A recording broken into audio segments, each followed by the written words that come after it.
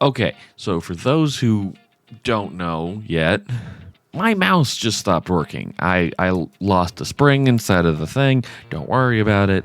I've got it figured out. I decided this was a good opportunity to upgrade and also to replace my mouse. I went all out. How different of me.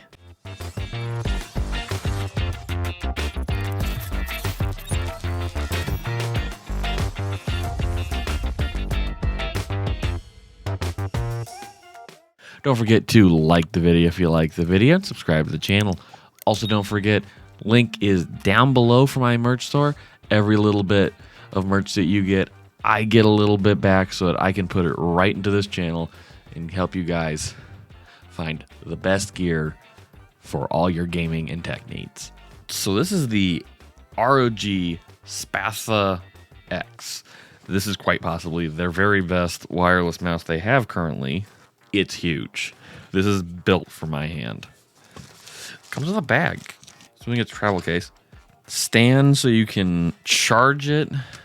2 wired cables. Is there a... Okay.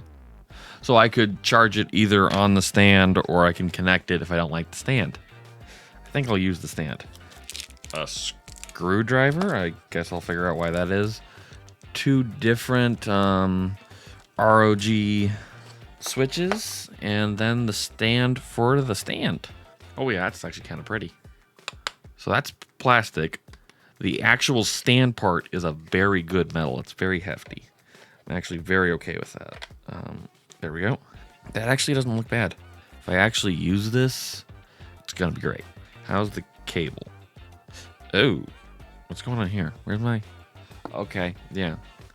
So usually the cables aren't going to be like that. You can see this, right? Me moving, where I'm moving all of the fabric around the cable. It's usually not going to be like that. I don't know how I feel about that. They are using those nice little silicone bands around the cord, so I'm actually okay with that. So where's the literature? There's the literature. It's with the mouse. What a brilliant place to put it. Because it was the last place I looked, because I'm brilliant like that. Let's see. This is the warranty card and then the actual quick start guide. Package contents, replacing the switches. I'm actually curious about that. Oh, wow. This is a lot more in depth than I thought it would be. Okay. How does it sound out of the... Very clicky. Does it say... I don't know what kind of switches they are. I'm assuming, though, that the ones in there are clicky. The ones that are not in them currently, if I can just look at those. I'll have to actually put it in and check it, but I think this one's probably going to be either the tactile or linear version. I think the ones in those are clicky. We'll find out, though, here soon, won't we? But what I just learned is there are 4 screws. Oh no, you guys are kidding me. There are 4 screws under these little rubber spacers. You have to screw the thing open, then you can basically get to the switches. That's a lot more work than I thought it was gonna be. This better be worth it. This thing is girthy though, like, and honestly, for its size, it's not that heavy. Where's my... There it is. The mouse, of which no longer works. It's the same weight.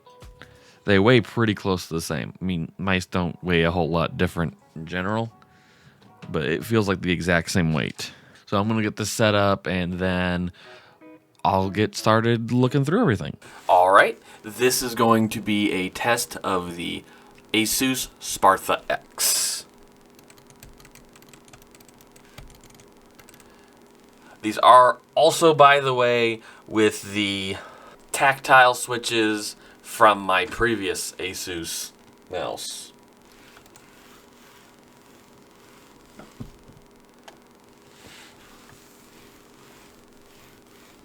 So it has a nice little rubbers right here for where the screws are that you need to get out to change it.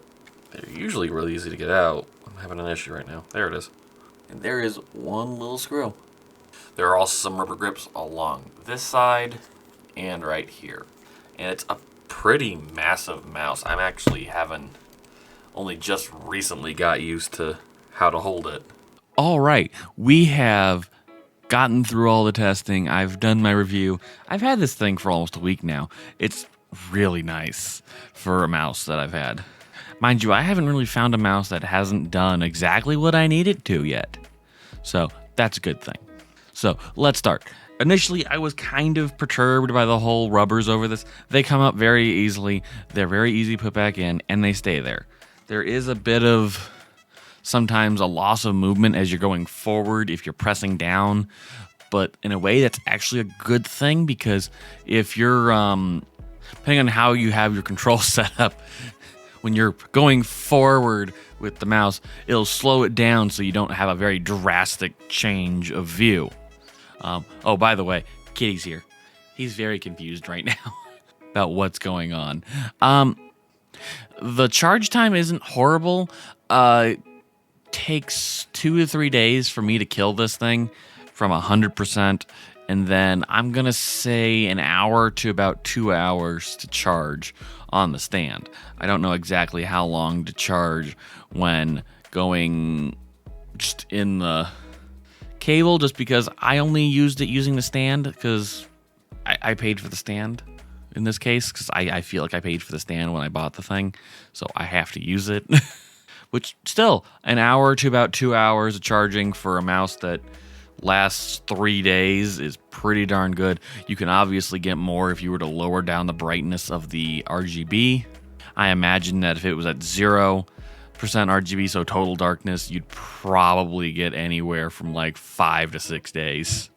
Very high reactive. It's big mouse. It's a slightly bigger mouse than the one I was using, as I said earlier. So it was a little bit of a getting used to.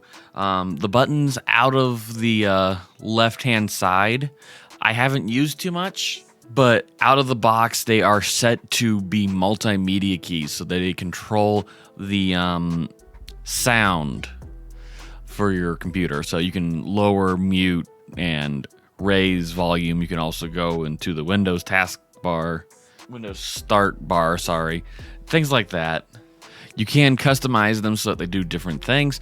I have not yet, though I'm still debating on what to set it to, because currently both my keyboard's multimedia keys on the side and now my mouse's keys both control the same thing, so it's a little fun when I start hitting random things. I will also say that when you take this apart, take out the 4 screws, everything on the top comes out. That's how you can get to the switches. It's a little terrifying in a way, seeing all of that, but it's also kind of interesting. I kind of want to maybe do a YouTube short of that so I can show you guys in a very interesting way, because I thought that was kind of cool. Well, everybody, thank you for tuning in. Don't forget to like the video if you liked the video and subscribe to the channel. Also, link down below for my merch. Every little bit helps support my channel, and I thank you greatly for that. So if you like this video, go look at my review of the Chakram for the Asus Chakram mouse. It was a fantastic mouse and served me very well. Honestly, I would still probably be using that if I hadn't rage quit a game a couple too many times. Another video to check out would be the video on my HyperX Pulsefire Surge that I did just a few weeks ago. It was a great budget mouse, and I do believe everybody would love to have a budget mouse that good.